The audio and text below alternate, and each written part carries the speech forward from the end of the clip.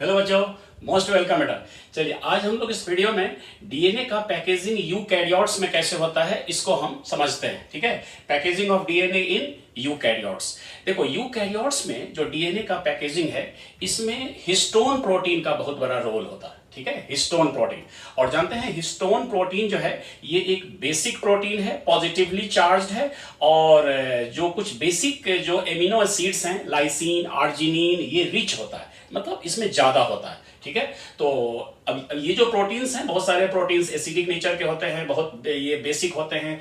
तो बेसिक जो है उसमें बेसिक एमिनो एसिड्स का रेशियो ज्यादा होगा, और एसिडिक जो प्रोटीन्स होते हैं उसमें एसिडिक जो एमिनो एसिड्स हैं उसका रेशियो ज्यादा होगा। तो चलिए, ये हिस्टोन प्रोटीन जो है ये एक बेसिक प्रोटीन है, पॉजिटिवली चार्ज है और लाइसिन एंड आर्जिनिन रिच है। ठीक है, अच्छा, ये जो हिस्टोन प्रोटीन होता है ये बेसिकली 5 टाइप के होते हैं। 5 टाइप के होते हैं। ठीक है, कौन कौन? H1, H2B, ये H2A, H2B, H3 and H4। कौन कौन? H1, H2A, H2B, H3 and H4। ये 5 टाइप के जो हैं।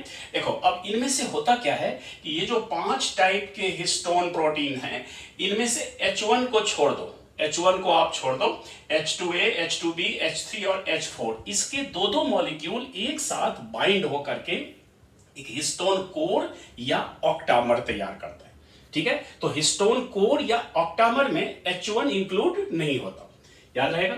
अच्छा, अब देखिए, अब ये जो हिस्टोन कोर या ऑक्टामर होते हैं ये एक बॉल शेप में होते हैं, और इस हिस्टोन कोर से डीएनए जो है वो रैप होता है। ठीक है, हिस्टोन कोर। जैसे देखिए, हम आपको एक यहां पर एक मॉडल के फॉर्म में दिखाते हैं। देखो यहां पर जैसे ये जो बॉल है ना, ये एक हिस्टोन कोर है।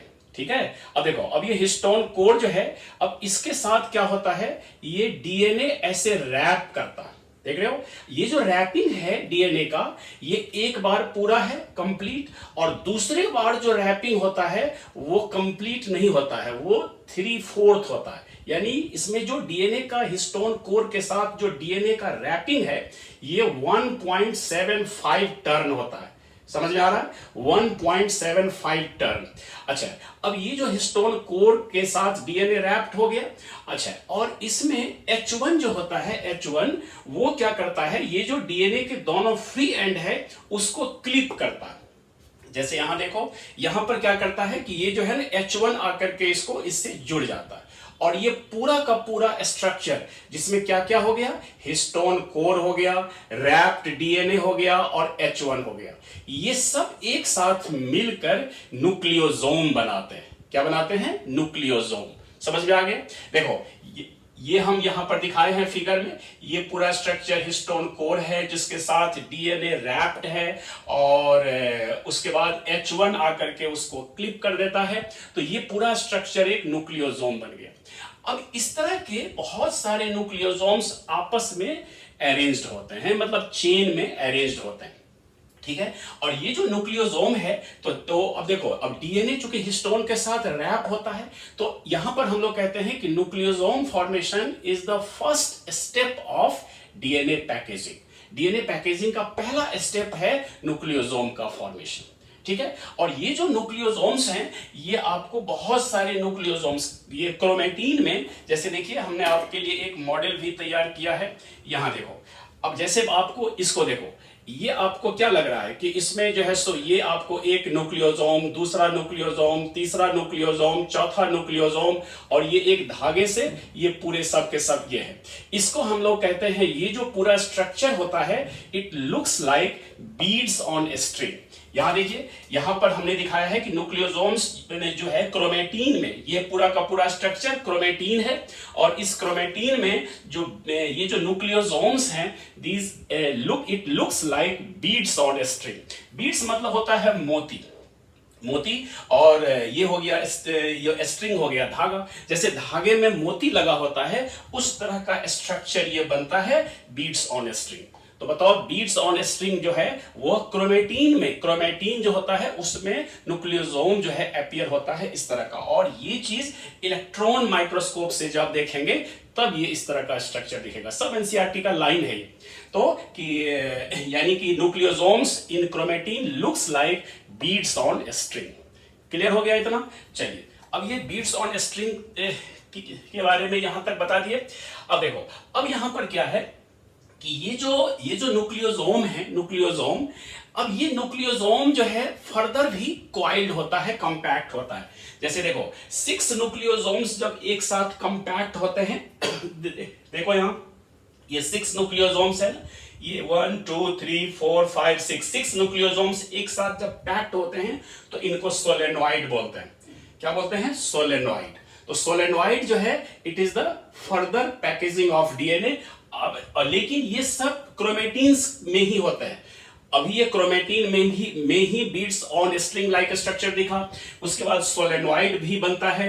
अच्छा, साथ साथ एक और चीज होगा, देखो ये जो क्रोमेटिन्स होते हैं, क्रोमेटिन्स जो हैं उसमें क्या होता है कि ये जो इसका जो कंपैक्शन है वो पूरे क्रोमेटिन में यूनिफॉर्म एक समान नहीं होता। ठीक है, देखो होता क्या है कि जैसे अब यहां देखो ये एक क्रोमेटिन है, अब यहां पर न्यूक्लियोसोम्स का जो कॉम्पैक्शन है यहां ज्यादा है, देख रहे हो, यहां कम है, फिर यहां ज्यादा है, फिर यहां कम है। तो यहां पर जहां पर न्यूक्लियोसोम्स का कॉम्पैक्शन ज्यादा होता है वहां पर उस जोन को कहते हैं हेटेरोक्रोमेटिन, और जहां पर ये कॉम्पैक्शन कम है वहां पर उसको बोलते हैं यूक्रोमेटिन। नाम सुने होंगे, हेट्रोक्रोमेटिन, यूक्रोमेटिन। और चूंकि ये क्रोमेटिन का ही 2 पार्ट होता है, 2 जोन होते हैं अलग अलग, हेट्रोक्रोमेटिन एंड यूक्रोमेटिन। तो बताओ, अब यहां एनसीईआरटी में लिखा हुआ है कि हेट्रोक्रोमेटिन और यूक्रोमेटिन में डिफरेंस क्या है। तो हेट्रोक्रोमेटिन जो होता है ये आपको डार्कली स्टेन, जब आप इसको क्रोमेटिन को हम लोग एसीटोकार्बिन से स्टेन करते हैं तो वहां पर इस जोन में हेट्रोक्रोमेटिन में स्टेनिंग ज्यादा डीप होता है, यानी कि ये डार्कली स्टेन्ड रीजन होता है, पहला। दूसरा फीचर है कि ये जो क्रोमेटिन है यहां पर ये डेंस होता है, क्योंकि यहां पर कंपैक्टनेस ज्यादा होता है। ठीक है, तो chromatin densely packed.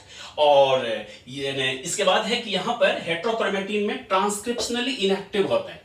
Transcriptionally inactive होने का मतलब कि यहां इस जोन से इस जोन में जो डीएनए होता है हेट्रोक्रोमेटिन में, उस जोन का ट्रांसक्रिप्शन नहीं होता है। क्यों नहीं होता? क्योंकि यहां पर जो ट्रांसक्रिप्शन के लिए जो आरएनए पॉलीमरेज एंजाइम है वो बाइंड होता है। तो बताओ यहां पर तो कहीं स्पेस है ही नहीं, तो यहां पर कहां पर ये बाइंड करेगा आरएनए पॉलीमरेज, इसीलिए उस जोन का ट्रांसक्रिप्शन नहीं होता है। जबकि देखो ये जो बीच वाला जो गैप दिख रहा है इसमें लूज है काफी, इस जोन को यूक्रोमेटिन कहेंगे।